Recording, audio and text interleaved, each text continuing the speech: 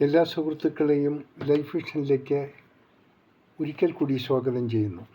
ഇന്നത്തെ ഈ വീഡിയോ വളരെ അപ്രതീക്ഷിതമായി എനിക്ക് ചെയ്യേണ്ടി വന്നു. പ്രത്യേകിച്ചൊന്നുമില്ല. ഇതുവരെയായി നാം കേൾക്കാത്തതും അറിയാത്തതുമായ സംഭവങ്ങളാണ് ഇപ്പോൾ കേരളത്തിൽ നടന്നുകൊണ്ടിരിക്കുന്നത്.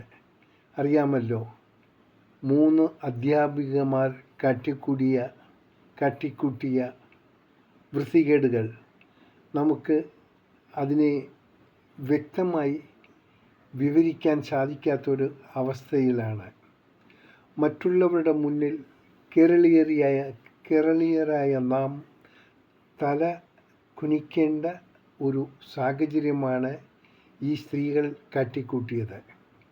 ഇവരെ ഇനി ജനങ്ങൾ ചെയ്യേണ്ടത്, ജനപ്രതിനിധികളും നമ്മുടെ നീതിന്യായ കോടതിയിലെ ഏറ്റവും സുപ്രീം കോർട്ടിലും ചെയ്യേണ്ടത് ഉടൻ തന്നെ ഒരു പ്രത്യേക നിയമ നിർമ്മാണം പ്രാബല്യത്തിൽ കൊണ്ടുവന്ന് സൗദി അറേബ്യ മുതലായ രാജ്യങ്ങളിൽ ചെയ്തു വരുന്ന പോലുള്ള കടുത്ത ശിക്ഷ 30 ദിവസം കൊണ്ട് നടപ്പിലാക്കുന്ന ഒരു പ്രക്രിയ നാം എടുത്തില്ലെങ്കിൽ സംഭവിക്കാൻ പോണത്, ഇവരെപ്പോലുള്ള സ്ത്രീകൾ ടീച്ചർ വേഷം കെട്ടി വേണ്ടി വന്നാൽ ഇവർ പഠിപ്പിക്കുന്ന കുട്ടികൾ വരെ ഇവരുടെ രതിസുഖത്തിനായി ഉപയോഗിച്ചെന്ന് വരാം. ഇനി ഇവരിങ്ങനെ ഉപയോഗിച്ചില്ല എന്നും നമുക്കറിയാൻ പറ്റില്ല. കാരണം ഇങ്ങനെയുള്ള സ്ത്രീകൾ സമൂഹത്തിന് വളരെ വിപത്തുണ്ടാക്കുന്നവരാണ്. ഇവർ ജീവിക്കാൻ അർഹതപ്പെട്ടവരല്ല. ദയവ് ചെയ്ത് പാർലമെൻറ്റിലെ ഭരണകർത്താക്കളോടും ഭരണപക്ഷത്തോടും പ്രതിപക്ഷത്തോടും സുപ്രീം കോടതിയോടുമുള്ള ഒരു അപേക്ഷയാണ്, ഒരു സീനിയർ സിറ്റിസൺ എന്നുള്ള രീതിയിൽ എൻ്റെ ഒരു അപേക്ഷയാണ്. ഇങ്ങനെ പിടിക്കപ്പെടുന്ന സ്ത്രീകളെ, ഈ മയക്കു മാഫിയ വിപണനം ചെയ്യുന്നവരെയും അത് ഉപയോഗിക്കുന്നവരെയും എല്ലാം നിയമത്തിൻ്റെ മുന്നിൽ കൊണ്ടുവന്ന് 30 ദിവസത്തിനുള്ളിൽ പരസ്യമായി ഇവരെ വെടിവെച്ച് കൊല്ലുക. ഇവരെ ജയിലിൽ കയറ്റി ഇവരെ തീറ്റിപ്പോറ്റാനും ഇവർക്ക് ജാമ്യമെടുക്കാൻ വേണ്ടി വരുന്ന ചില വിവരം കെട്ട ചില വക്കീലന്മാരെ ഇതേ ശിക്ഷ തന്നെ കൊടുക്കണം. കാര്യം ഇവരുടെ വക്കാലത്തെടുക്കാൻ ആരും വരാൻ പാടില്ല. നീതിന്യായ കോടതി പ്രഗത്ഭരായ ഈ ഒരു വിധി കർത്താക്കളുടെ ഒരു പാനലുണ്ടാക്കി എത്രയും വേഗം ഈ ഒരു ശിക്ഷ ഉറപ്പാക്കേണ്ടതാണ്. ഈ വിപണനം നടത്തുന്നതിൽ ഉപരി ഇതിന് മുകളിലിരുന്ന് ചുക്കാൻ പിടിക്കുന്ന ഇതിൻ്റെ മെയിൻ ആൾക്കാരെയും നിയമത്തിൻ്റെ മുന്നിൽ നമുക്ക് കൊണ്ടുവരാൻ പറ്റും. അനായാസം അത് സാധിക്കാൻ പറ്റും. ഇവർക്ക് ലഹരി കിട്ടുന്നത് എവിടെ നിന്നാണ്, ആ സോഴ്സ് കണ്ടെത്തി ഇവരെ കണ്ടുപിടിക്കാൻ വലിയ ബുദ്ധിമുട്ടുണ്ടാവില്ല. ഇതിനൊരു പ്രതിവിധി കണ്ടില്ലെങ്കിൽ ഇനി സംഭവിക്കാൻ പോണത്, മാതാപിതാക്കളോട് ഒന്നിച്ച് ജീവിക്കുന്ന കുട്ടികൾ അവരെ ഹരിശ്രീ പഠിപ്പിക്കാൻ വിടുമ്പോൾ ആ കുട്ടികൾ വരെ ഇങ്ങനെയുള്ള വൃത്തികെട്ട സ്ത്രീകൾ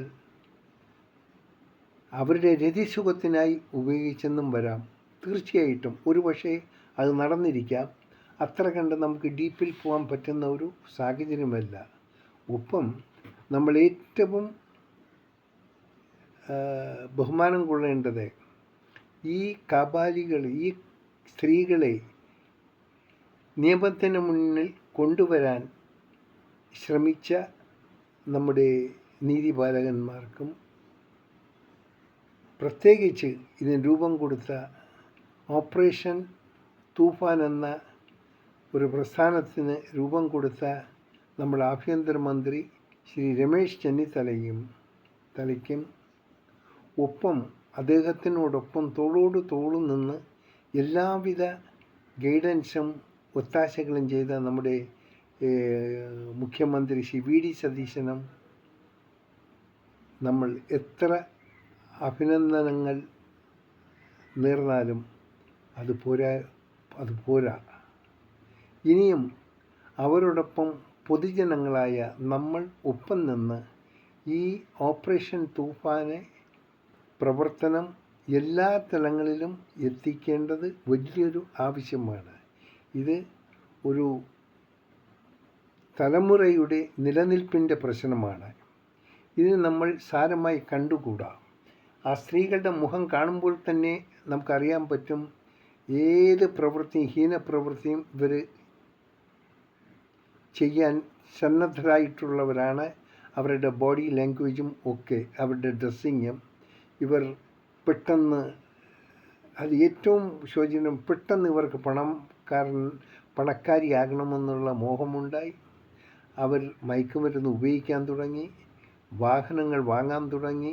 എല്ലാവിധ അനാശ്വാസ പ്രവൃത്തികളും ഇവരിൽ നിന്ന് ഉണ്ടായിട്ടുണ്ട്.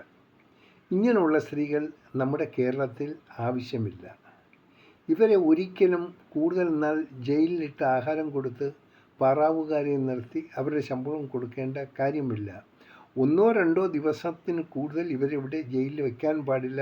ഇവരെ ജയിലഴികളിൽ ഒന്നിച്ച് ആക്കാനും പാടില്ല. ഇവർക്ക് സെപ്പറേറ്റ് ഒരു സെല്ലുണ്ടാക്കി ഇവരവിടെ വെച്ച് തന്നെ കൈകാര്യം ചെയ്യാനുള്ളൊരു സംവിധാനം ഉണ്ടാക്കിയില്ലെങ്കിൽ ഈ നാട് മുടിഞ്ഞു പോകും.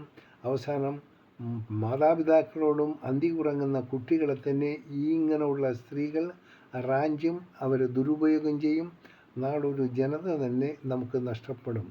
നമുക്കൊരു ഒരു തലമുറകൾ തന്നെ നമുക്ക് ഇല്ലാതായി പോകും. കാര്യം ആ രീതിയിലാണ് കാര്യങ്ങൾ നടന്നിരിക്കുന്നത്.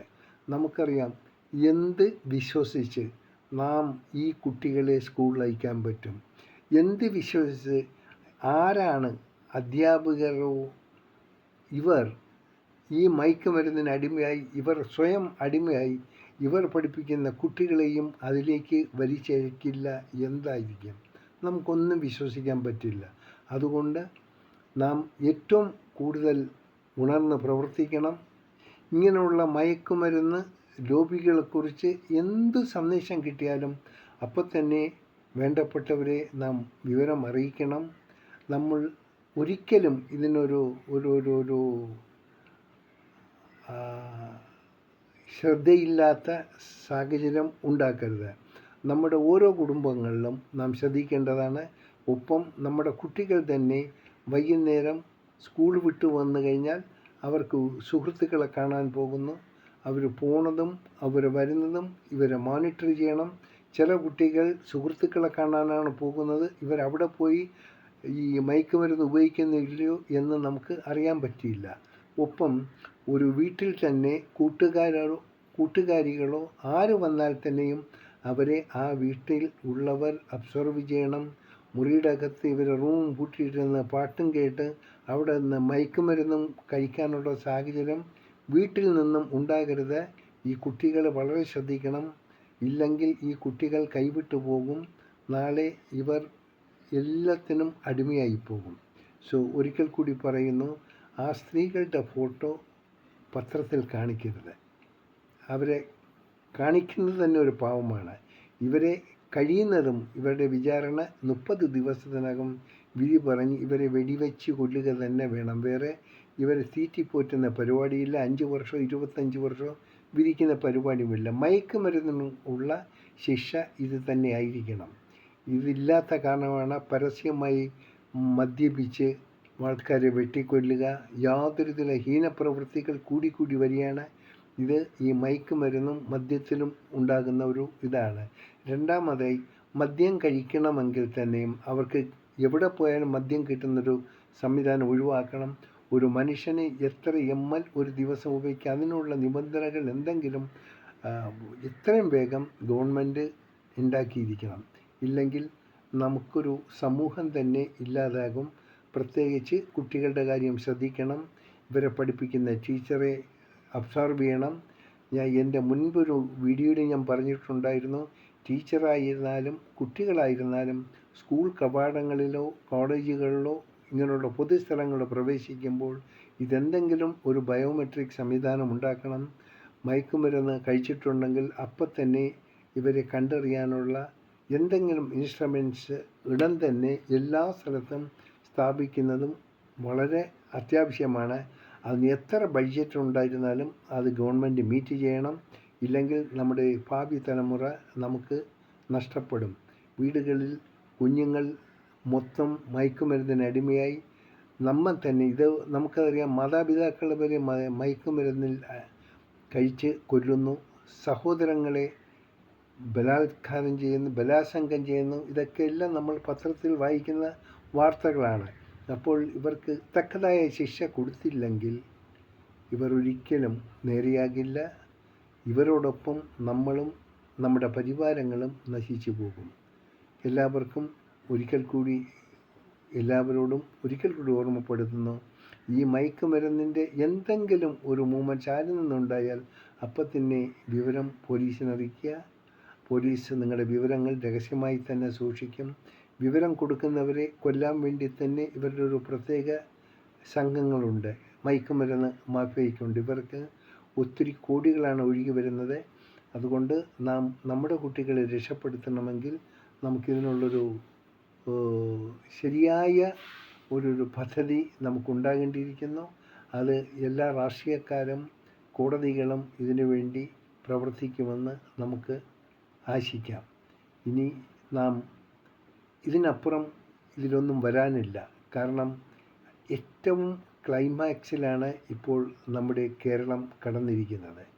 ഒരു ഹരിശ്രീ പഠിപ്പിച്ചു കൊടുക്കുന്ന ഒരു ടീച്ചർമാർ കാട്ടിക്കൂട്ടുന്ന ഈ ഇത് എങ്ങനെ വിശ്വസിച്ച് നമ്മുടെ കുട്ടികളെ നമുക്ക് സ്കൂളിൽ അയക്കാൻ പറ്റും? സാധ്യമല്ല. അതുകൊണ്ട് ഈ സെലിബ്രിറ്റികളും ഈ സിനിമാക്കാരും ഈ ചില കോമാളികളൊക്കെ കാട്ടിക്കൂട്ടുന്ന ഇതിനൊക്കെ ഒരു അതിർത്തി വരണം. ഇവരെ ഈ മയക്കുമരുന്ന് കഴിക്കുന്ന സിനിമാക്കാരന്മാരുടെ സിനിമകൾ തന്നെ നമ്മൾ ബഹിഷ്കരിക്കണം. നമുക്ക് പോകാൻ പാടില്ല.